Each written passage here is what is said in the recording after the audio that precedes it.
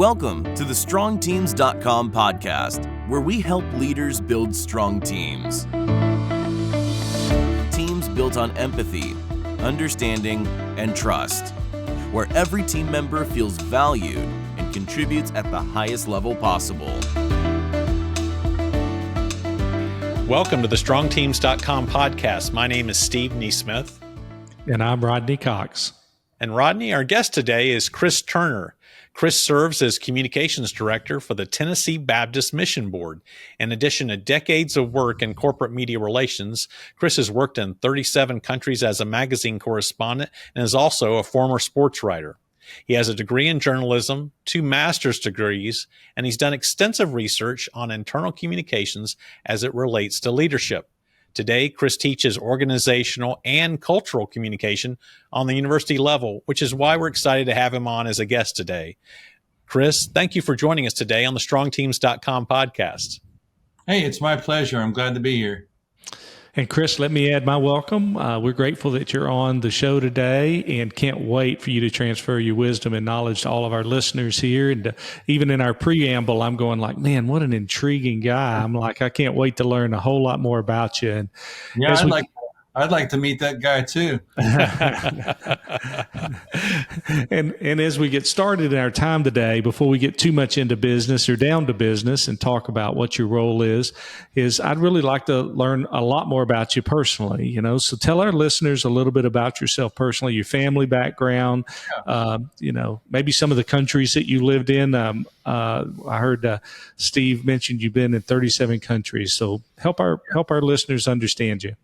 Yeah, well, so I'm a military brat. My dad's retired Navy, and so we moved all over the United States, and from Tennessee to Florida, Texas, California, back to Tennessee, which is where my family and I currently live, in Franklin, and where the state headquarters is for the Tennessee Baptist Convention.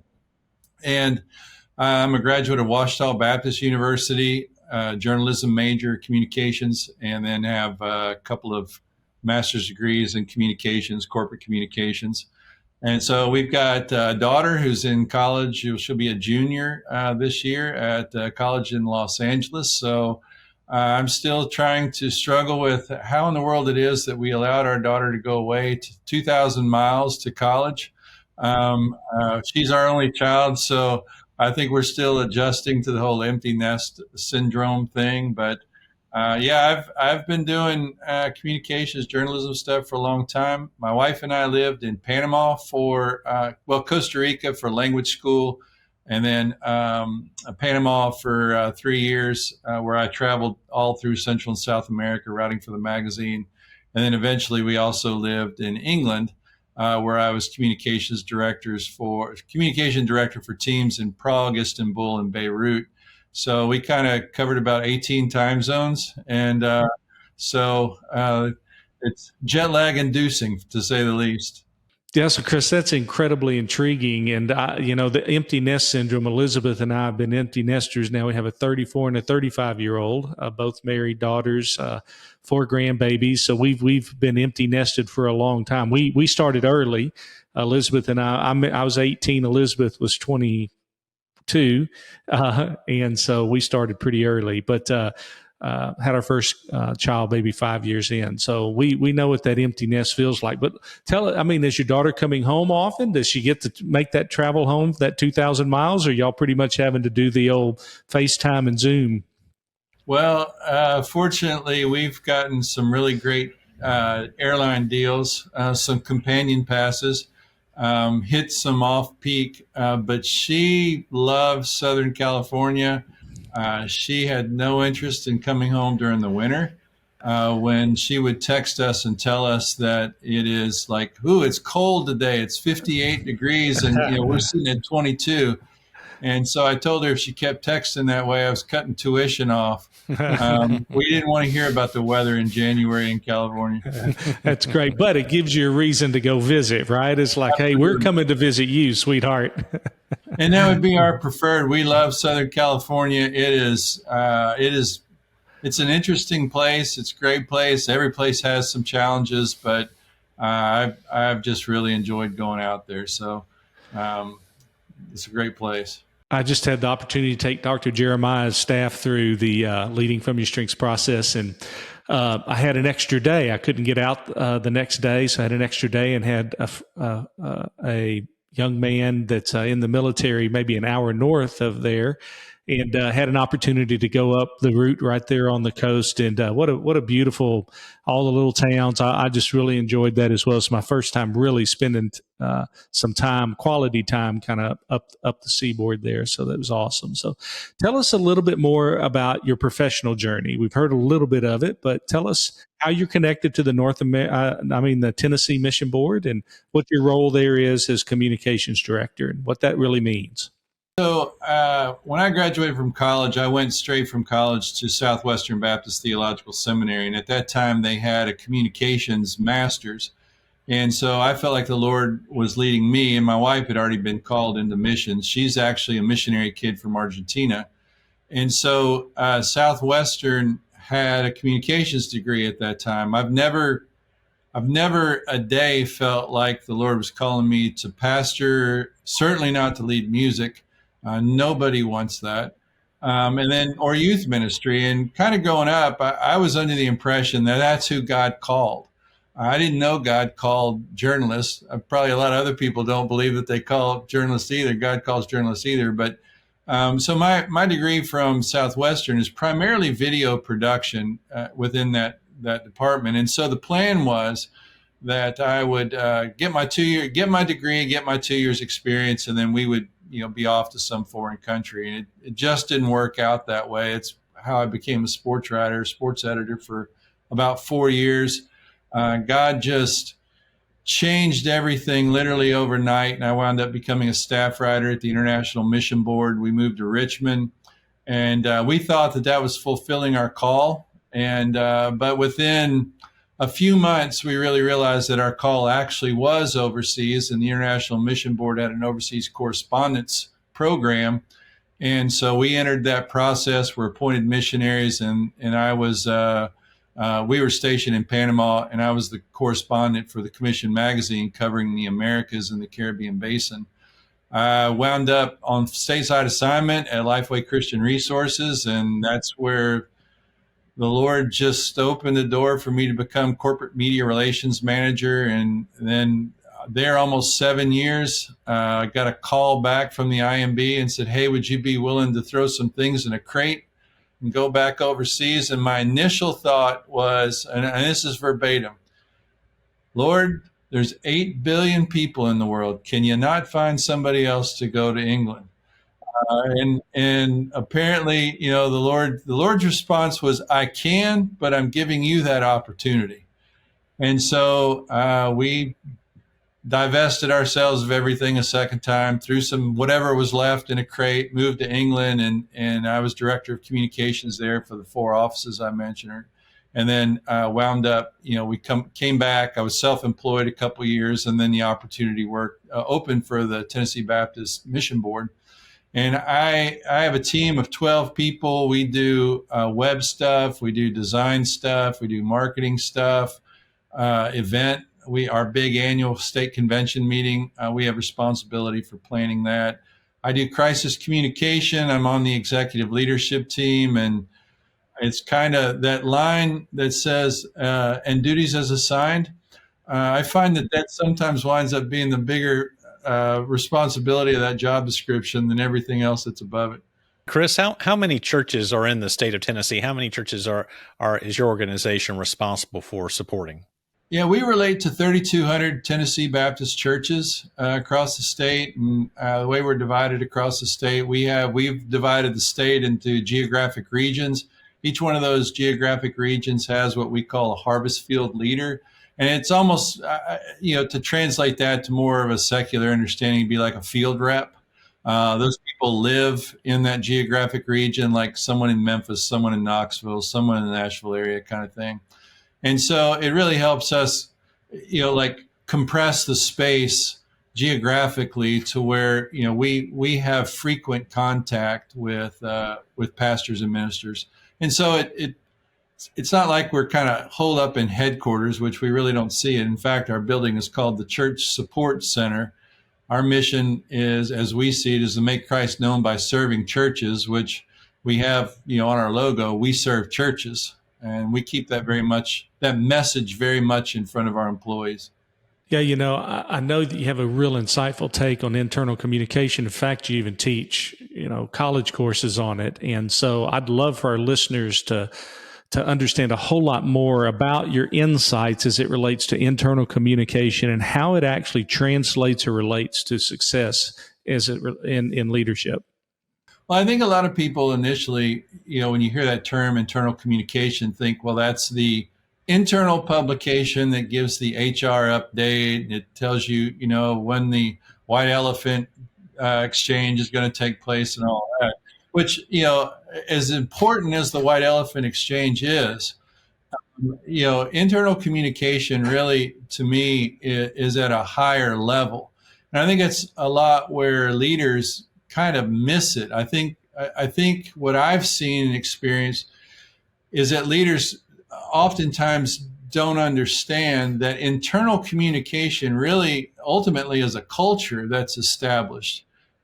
And the culture oftentimes, most times, virtually all the time, is really a representation of the leadership that's in place. And you can look at the personality of a leader, and a lot of times the organization will take on the intercultural dynamic of that leader. And so how that leader communicates establishes the climate within which the rest of the organization really functions.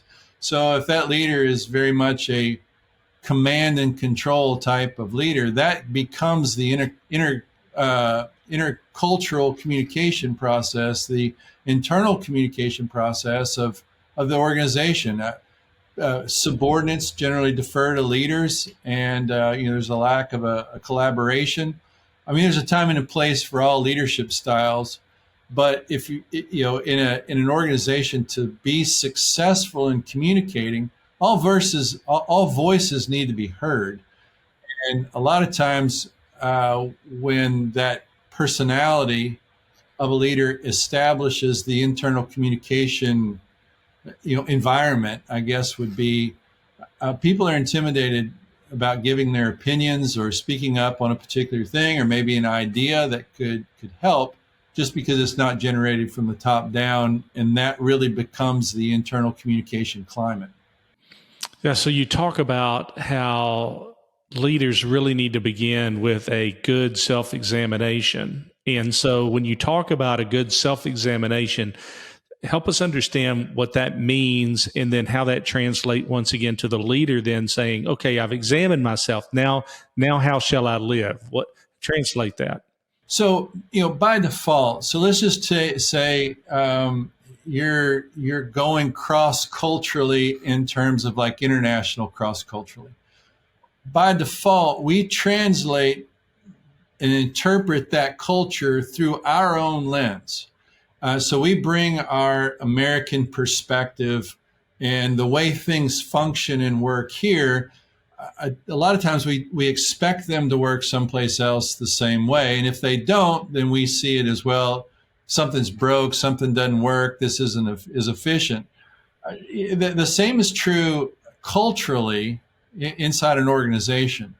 So as leaders, we might look out through our lens and interpret the culture in a particular way, and we believe that our lens is right. And as leaders, we are the ones responsible for establishing the environment and the culture. However, if you look at the cultural dynamic, so let's just say in a majority of organizations, and this is certainly true within religious organizations, the majority of the organizations are probably led by boomers mostly now. Probably some of us older Gen Xers, but probably boomers. Okay, we have millennials and even Gen Zers that are coming into organizations. Well, I have two Gen Zers and two millennials that work for me. I can assure you, they do not see the world the same way I do. And I can assure you there are most times I'm trying to convince them of how right I am in my perspective. And they help me understand that I really don't know as much as I thought I did. So when we talk about intercultural communication, that's not necessarily going to another country. That can be generational, it can be racial, it can be economic, it can be like the power status within an organization. So for a leader to really have effective communication with his organization, he needs to understand his own filter, how he is looking at the organization and what he's seeing, and the way he projects, like his interpretation of the organization is based on that. Without understanding, he really needs to understand the culture of a Gen Zer or a millennial, because as we know, whereas we older folks, email might be the way we communicate most effectively. I can assure you the Gen Zer that sits 15 feet from my office, I can't tell you how many times a day she and I text back and forth over something that her supervisor, who is a Gen Zer, she and I email all day. Well, we both text with our Gen Zer. But if you don't understand that that's how she communicates, then it can become a very frustrating perspective. So we need to understand our filter and the way we see it so that we can understand other people's filters and the way they see the organization or the world, so that we can figure out where is the middle ground for most effectively communicating within an organization. That's great. That's a great response and insight there, Chris. I can't tell you just from my years in leadership how many times I've seen leaders with an expectation of, say, a senior leader with an expectation of a young entry level assistant or coordinator, and expecting them to think the way that the senior leader does and communicate the same way, and being frustrated because they don't. Well, they're never going to. And so you really need to figure out how, what your filter is, and work from there, and to connect with those team members. So that's a great point. Chris, you teach that there are low context and high context cultures inside every organization, and how leaders need to know the difference. Can you unpack that? Can you explain that low context versus high context culture concept? So I think most of us that are older, and so some of what I have that I'm going to say is generalized, just because we're trying to talk a little bit more on the macro level. So some of us that are older, we have that whole deference thing, like, to our grandparents or to the person that's in a higher level of leadership. If you have any military background, certainly the hierarchical structure of a chain of command, I think that that's just kind of the way that we grew up. And so that would be more of a high context culture where there is a respect and a deference. An example of that would be, I've got a friend that works for Nissan, travels back and forth a lot to Japan, to their corporate headquarters there. He works for Nissan North America. And he and I were talking about that when you go and you are interacting with the leaders at Nissan corporate in Japan, there you present your business card, and you do it with two hands, and you try to get your business card underneath theirs to show a deference, and that they are in a higher position of authority and respect. Well, that would be more of a high context culture. People coming into the workforce now are more of a low context culture. It doesn't mean that they're like boorish and unrefined. It just means Gen Zers definitely see the CEO as like, well, he's no different than I am. He's just a dude. Gets paid considerably more, but he's just a dude. And they may not refer to that person as Mr. or Dr. or Mrs. or doctor, and even in that case.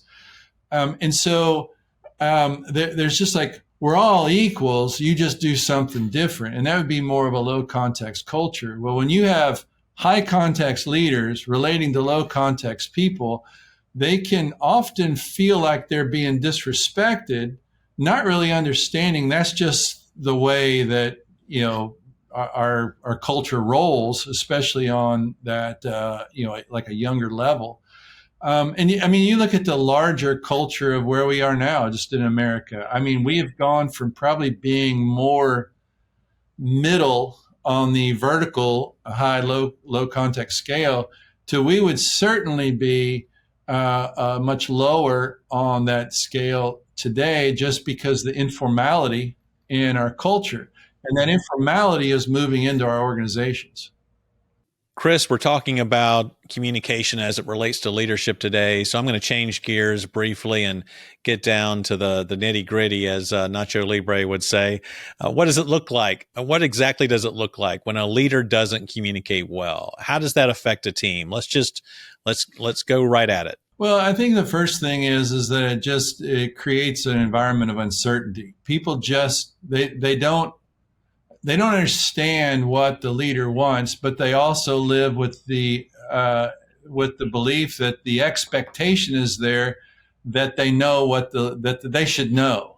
But when there's not clear communication and there's no understanding, it's a waste of time for an organization. Things don't get right, done correctly, or the way that a leader wants them.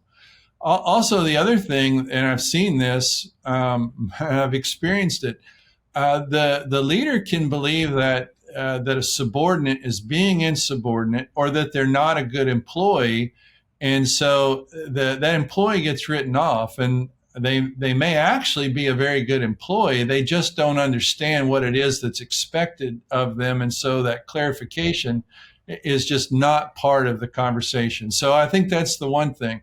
The other thing is that it can really create an environment of suspicion when there is one of the resources that I'll recommend for you guys to include. It talks about suspicious organizations, suspicious leadership really is what it is, where things are not communicated in such a way nobody really knows what's going on, and it can really create an environment where people are wondering if there's another motivation there on the leader's part, or things just feel weird. People don't understand. They don't know what the other department's doing, and then it can create an interdepartment rivalry, especially if if one feels like it's being pitted against the other. And again, that can even just arise simply because somebody's not communicating clearly to all parties what the expectation is. But I think the biggest thing is just the frustration that builds with the leader when he thinks he's communicating, or she thinks that she has communicated to someone what she wants. Because if you look at virtually every employee survey, they feel like that they are not communicated to enough or clearly by their leadership. And conversely, every leader survey feels they've communicated clearly with their subordinates. Obviously, there's a disconnect. There needs to be more collaborative communication. But I think in the end, there is a frustration that develops on behalf of the leader that people aren't getting the vision. And if that leader has a board or something like that they report to, obviously they're accountable to that board for accomplishing the goals of that organization. Ultimately, that's where the buck stops. And so the easiest way for that leader to fulfill the expectation of their board is for them to more clearly communicate with the people who actually are doing, the work, the boots on ground folks. Mm-hmm. That's so intriguing to me. I think about a principle that we teach. If we're not careful, what we do is we think that what we bring to the team is more valuable than what someone else does. And what happens is leaders over time, if they're not careful, unknowingly and unwittingly, they elevate themselves above others. They think they're smarter. They think that they're wiser. They think that they've earned the position of leadership. But Scripture tells us they didn't earn anything, that everything they have, including the position of leadership, was given to them by God, and that they should humbly lead the people in which He's entrusted to them. And so I'd like to add that point as well, is that when leaders think too highly of themselves than they ought, it creates that same culture, right, of high-mindedness and feeling like that if I'm not communicating effectively, it's not my fault. You should just listen more effectively, and I don't think that works out real well. So I'd love to hear the other side of that equation, right? If that's what it looks like when leaders don't communicate well, what does it look like when a leader communicates very effectively and well with their teams? What's the fruit of that? Well, I think so. My experience has been if a leader is communicating clearly and has the attitude of a learner, that's really born out of humility. Mm-hmm. And just because a leader is humble, I think unfortunately in our culture, a lot of times we associate or equate humility with weakness. Mm-hmm. And actually there's a strength in humility. Amen. Because in being humble means that you're open, for one. But one of the things that also does is it really develops and creates an environment of trust. Mm-hmm. If followers see that leaders have an air of humility and they don't project that, I know it all kind of thing, and they're really not threatened by that, then followers will rise to pretty much do anything they can to help that leader be successful, because at that point they really do feel like they're a stakeholder in a team that is trying to accomplish a common goal. And the leader really is trying to, at that point, rally people to the goal, not necessarily themselves. So you see a lot of leadership. It's like, well, you should do this because I'm the leader and I have authority over you.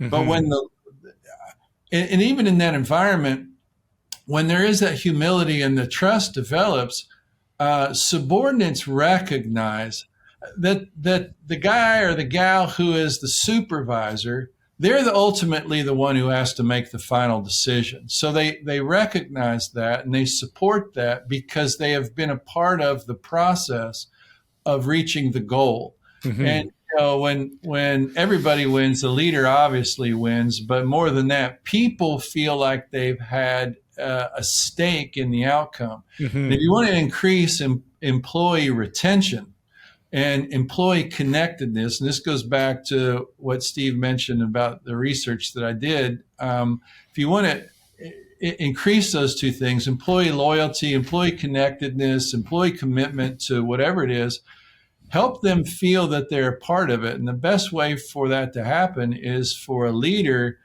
for the people to feel like the leader is in the trenches with them, knowing full well the leader's going to have to step out of the trench and go to the leadership meeting. But when he comes back or when she comes back, they're bringing information to help the team be successful. So that really is humility drives the whole thing. The other thing, and I'm not saying I'm this huge bastion of humility here. Well, I just can't express how humble I really am. So I've got, like I said, I've got some millennials and some Gen Zers, and, artificial intelligence, AI is all the rage right now. And as it's going to be more and more the rage.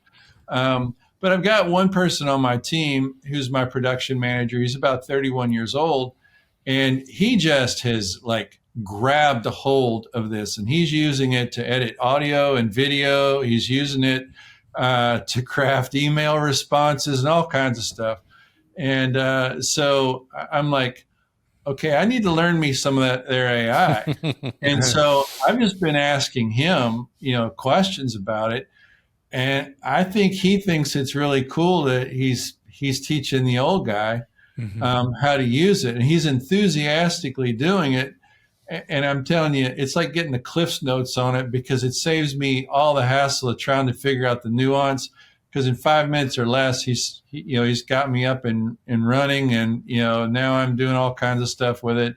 And so he's taught me, and I think that's another thing that leaders can do, is look for opportunities to ask people, especially younger people in their work environment, to teach them something that a digital native may know that an Xer or a boomer doesn't know. Just ask that person to, hey, can you show me how you're doing that? And you will increase employee connectedness and respect of the leader. The leader doesn't look weak in that moment. The leader looks like a learner. And now all of a sudden that younger person has a significant stake in the success of whatever the project or the team's function is. I love that. Yeah, the leader looks engaged at that point, right? And so many, especially older leaders, they struggle for a way to engage with the younger members of their team. Well, there's a lot that leader doesn't know. Go out and ask. The team will really appreciate that humility and even get a kick out of the fact that they're getting to teach you some things. Well, and that goes back to the whole intercultural communication aspect of it. If you are an effective intercultural communicator, that means you are a dedicated learner. And yeah, sure, if I'm going to go from here to Guatemala, there's just a lot of things that are there that the only way that you're going to understand those nuances, facial gestures or nuances in the language is to ask about them. Well, bring that back over into the organizational culture. You already have, it's not one culture. It's one culture made up of a whole bunch of subcultures. Good point. And so the only way to really understand, especially as a leader, the subcultures is just ask questions. Listen, there are things that I say that the younger people on my team know I have no idea what I'm talking about because I'm trying to use some vernacular, that the hipsters are using. And it brings a laugh is what it brings. And there's like, yeah, no, that's just not even close. But when you ask questions, hey, why are you guys using that emoji? Or, what's the best way for me to like really communicate with you when the pressure's on? Because you're not really doing a good job of responding to email. I had one guy on my team that if he opened his email and saw it was a group email, absolutely would not respond to it. And I said, so what if we're sending an email that says we're all getting a 10% raise if you open this email? He's like, I'd probably miss the raise. I'm like, yeah, you sure would. Yeah. So, you got to ask the questions and be a learner. I like that. I really like that AI illustration, Chris. So brings me to, sometimes we'll put in our articles, Chris, on ministryinsights.com, we'll put a pro tip. We'll sneak one into an article. So I've got a pro tip out there for leaders, and I'm going to stick to the AI example. Pro tip, leaders, do not try and pretend that you understand AI right now. You don't. It's too early. Your 27-year-olds understand it. Go out there and bond with them and ask them to, ask one of them to teach a lunch and learn class on it, and that you need to learn more than anybody else. They catch on so quickly. They figure it out in 30 seconds when you do not understand the tech stuff you're talking about. AI is a great example. It's the most, relevant example right now. And so I'm glad you brought that up, Chris. Yeah, Chris, if you could boil it all down for us is in strongteams.com, and what we teach in the core of our process is that if you can humble yourself enough to say, you know what, I don't have everything, but what I have, I'm willing to freely give away to you. And you know what? I'm going to lean into our differences. You've got something I don't have, and I'm going to invite that into what I don't have. And when those two things come together, when we lean into that, we have more. And I believe that's scriptural when the foot should not communicate to the hand. If I'm not like you, it doesn't mean I belong. And unknowingly and unwittingly, leaders many times will communicate to the people that they lead. Unless you lead like me, you might not belong. And it creates lots of isolation, a lot of fear. And we want to create environments where people are leaning in. And when things are going wrong, we're running into the strong tower. We're running into the team, because in those differences are strengths, And collectively, God has placed us together in order to do something neither one of us can do independently on our own. And as a leader, if you can take that ethos, apply it, be willing to talk openly, be open leader. Everything that Chris has said here, I think it will serve you well. I know our listeners are going to be really, really encouraged by all of the wisdom you're transferring here, Chris. And the language that you're using makes it incredibly tangible for people to not only grab a hold of, but start articulating to the people in their spheres of influence. You know, Chris, Steve and I do our best through our interview to ask the right questions and to make sure we don't miss anything. But I'm sure that there's something that we've missed today that you think would truly encourage our leaders that are listening. Is there anything that we've missed today that you would really like to communicate to our listeners before we close our time together? Well, I think some of it touches on what we've talked about, but I think a lot of leaders, I'm not going to say most, I think a lot of leaders deal with imposter syndrome. I think we all struggle with the idea that I don't know how I got here, and I'm afraid somebody's going to find out I don't know anything.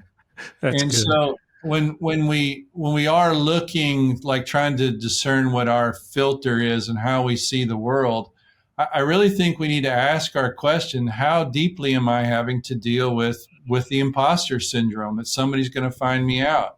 And I think if we're willing to identify that, hey, I have that tendency, maybe Google some way to deal with that. But I think really the underlying aspect where we can most effectively deal with that is default to humility. Mm-hmm.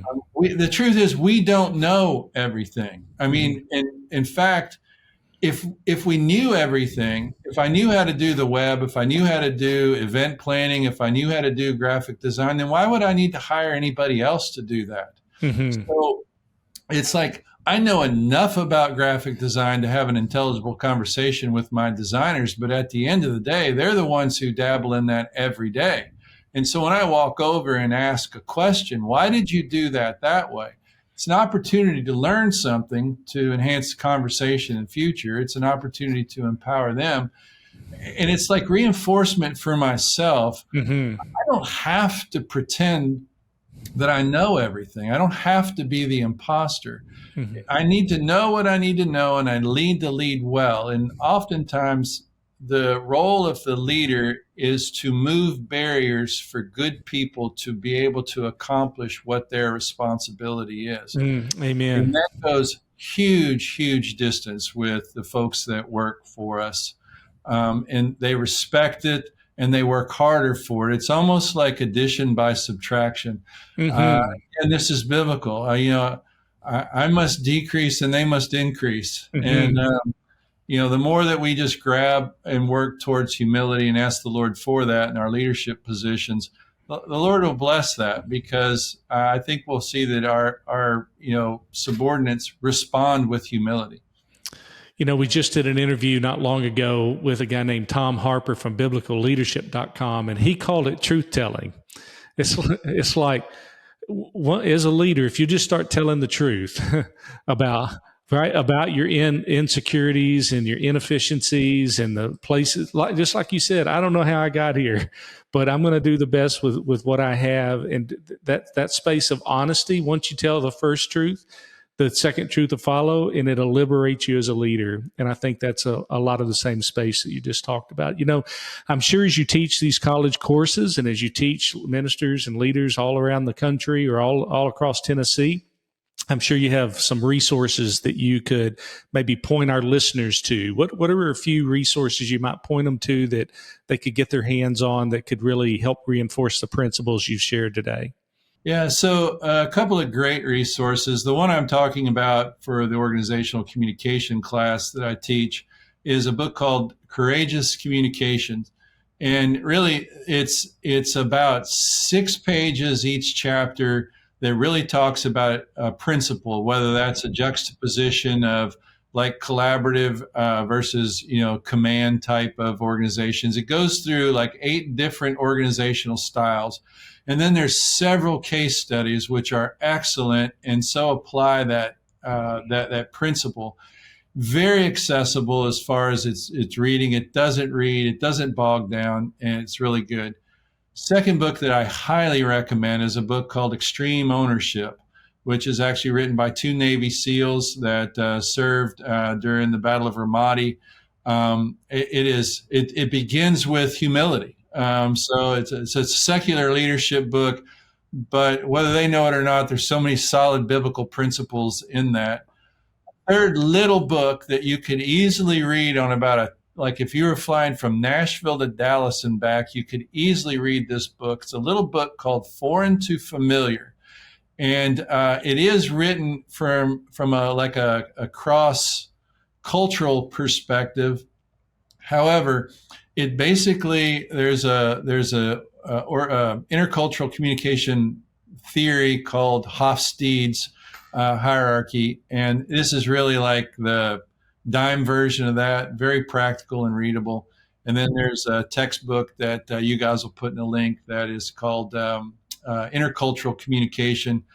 Again, very readable, not bogged down in a bunch of theoretical, but that's the course book I'm using for my course. So those four, I would say, would cover a broad range of things that could help a leader more effectively communicate internally with their organization for the purpose of increasing organizational effectiveness. And ultimately, at the end of the day, organizations exist to accomplish a purpose. And communication really is the bookshelf upon which everything else rests. And Rodney, we will put links in the comments section and the description below our YouTube video and our audio podcast. We'll make sure that all these resources are linked up for folks so they won't have to remember them and can click right through to them. Well, our guest today has been Chris Turner. Chris serves as the communications director for the Tennessee Baptist Mission Board. And Chris, we're incredibly grateful for your transfer of wisdom to our audience today. And Steve and I would like to thank you for the time that you've spent here. I know you're a very busy man. Thank you. Well, thank you. It's certainly been my pleasure. And, I love what you guys do. And I think, all of these podcasts, I've gone back and watched several, and there's nuggets in all of them. So I think take the information that's been communicated and let's get to application. Well, until we meet again, God bless.